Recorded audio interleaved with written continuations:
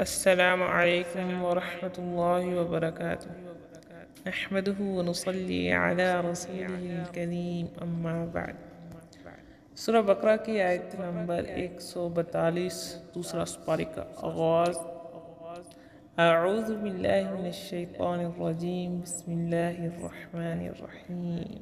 يقول السفهاء من الناس ما ولاهم عن قبلتهم التي كانوا عليها قل لله المشرق والمغرب يهدي من يشاء إلى صراط مستقيم۔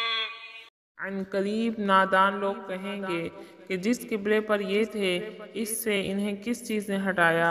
آپ کہہ دیجئے کہ مشرق و مغرب کا مالک اللہ تعالیٰ ہی ہے، وہ جسے چاہے سیدھی راہ کی ہدایت کر دے۔ ترجمہ اور تشریح۔ سیقول ان قریب کہیں گے، السفہاء بے وقوف، من الناس لوگوں میں سے، ما کس چیز نے، واللہم پھیر دیا ان مسلمانوں کو، عن قبلتہم ان کے قبلے سے، التی وہ جو کانو تھے، علیہا اس قبلے پر۔ قل کہہ دیجئے للہ اللہ ہی کے لیے ہے، المشرق مشرق، والمغرب اور مغرب، ویہدی اور وہ ہدایت دیتا ہے، من جسے، یشاء چاہتا ہے، الی طرف، صراط راستے، مستقیم سیدھے کی۔ تحویل قبلہ کے ضمن میں یہ بات معلوم ہونی چاہیے کہ تمام امت مسلمہ کے لیے پہلا قبلہ خانہ کعبہ ہی تھا۔ سیدنا آدم علیہ السلام نے اسے تعمیر کیا تو بھی یہی قبلہ تھا، اور جب سیدنا ابراہیم علیہ السلام نے اسے تعمیر کیا تو اس وقت بھی یہی قبلہ تھا، مگر جب سلیمان علیہ السلام نے ہیکل سلیمانی تعمیر کیا تو اس وقت بنی اسرائیل اس کی طرف منہ کر کے نماز ادا کرنے لگے۔ آہستہ آہستہ انہوں نے مستقل طور پر اسے ہی اپنا قبلہ بنا لیا، اور چونکہ اللہ تعالیٰ کی طرف سے اس پر کوئی ان کی گرفت نہ ہوئی، پکڑ نہ ہوئی، لہٰذا یہ قبلہ شرعاً بھی درست سمجھا گیا، مگر یہ صرف بنی اسرائیل کا قبلہ تھا، مکہ کے مشرکین کا نہیں تھا۔ وہ کعبے کی طرف ہی منہ کر کے نماز ادا کرتے تھے۔ آپ صلی اللہ علیہ وسلم نے ابتداءً بیت المقدس کو کیوں قبلہ بنایا؟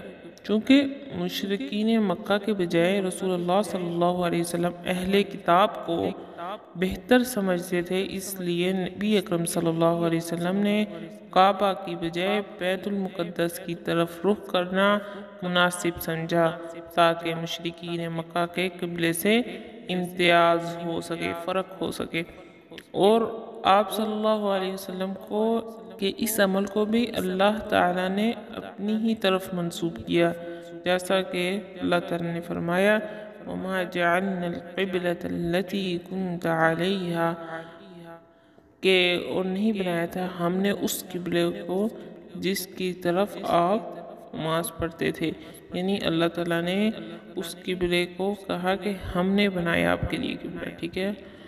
آپ صلی اللہ علیہ وسلم کو بیت المقدس کی طرف رخ کرنے کا یا قبلہ بنانے کا حکم قرآن یا حدیث میں صراحتاً کہیں مذکور نہیں ہے۔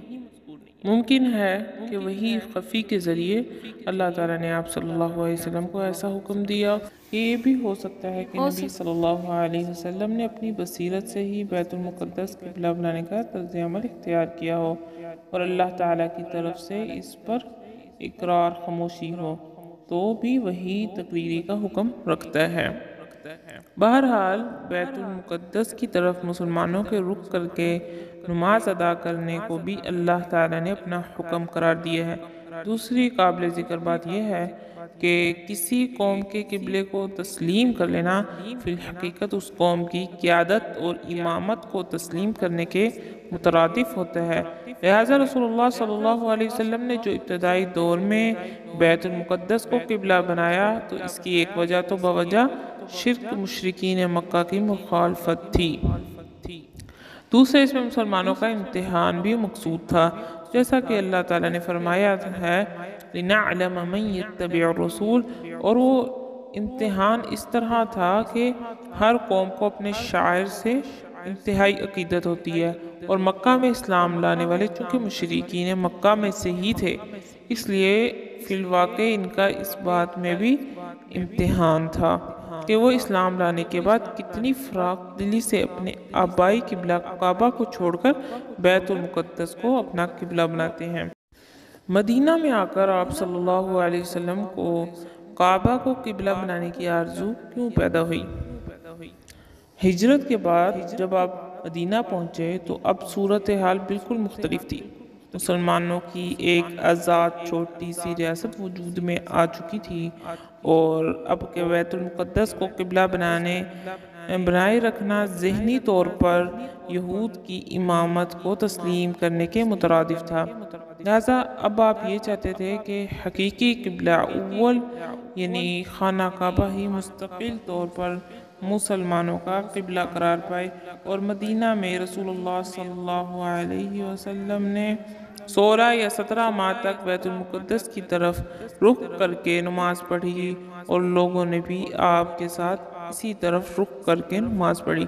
لیکن آپ صلی اللہ علیہ وسلم چاہتے یہ تھے کہ اب آپ صلی اللہ علیہ وسلم کا قبلہ کعبہ کی طرف ہو۔ چنانچہ ایک دن آپ صلی اللہ علیہ وسلم نے عصر کی نماز کعبے کی طرف رخ کر کے پڑھی، اور لوگوں نے بھی پڑھی۔ پھر ان میں سے ایک شخص جو آپ صلی اللہ علیہ وسلم کے ساتھ نماز پڑھ چکا تھا دوسری مسجد والوں پر گزرا جبکہ وہ نماز ادا کر رہے تھے۔ اس نے کہا، اللہ گواہ ہے میں نبی اکرم صلی اللہ علیہ وسلم کے ساتھ مکہ کعبہ کی طرف رخ کر کے نماز پڑھی ہے۔ تو اسی حالت میں کعبے کی طرف لوگ گھوم گئے۔ یہی مسجد بعد میں مسجد قبلتین کے نام سے مشہور ہوئی۔ تحویل قبلہ کے لوگوں پر اثرات اور اعتراض۔ تحویل قبلہ کا دراصل مطلب یہ تھا کہ اب بیت المقدس کی مرکزیت ختم ہو چکی اور آئندہ ہمیشہ کے لیے خانہ کعبہ کو امت مسلمہ کا مرکز قرار دے دیا گیا۔